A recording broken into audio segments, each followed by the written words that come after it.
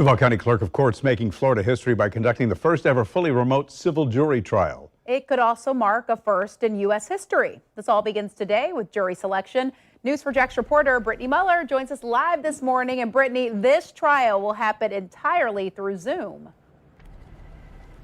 Mel Bruce, good morning. Court records show that all parties involved have signed consent forms saying that they have no objections to a remote trial. And this is part of a pilot program through the Florida Supreme Court. And we spoke with one local attorney who says while this is an interesting concept, it could pose some challenges.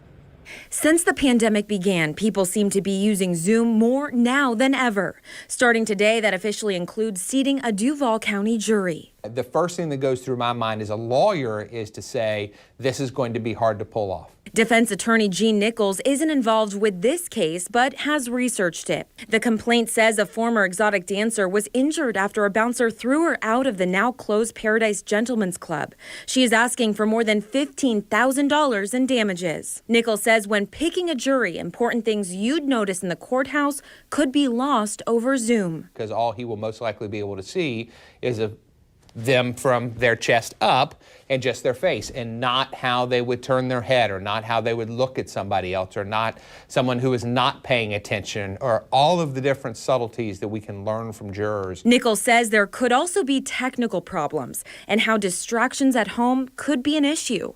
He says the judge will lay down the law. Not having your email up on your computer while you're participating during a jury selection, making sure that you're not working or doing anything else or answering the phone. Nichols says Zoom jurors will need to be focused. He also says how this new endeavor works out will be crucial in the days to come.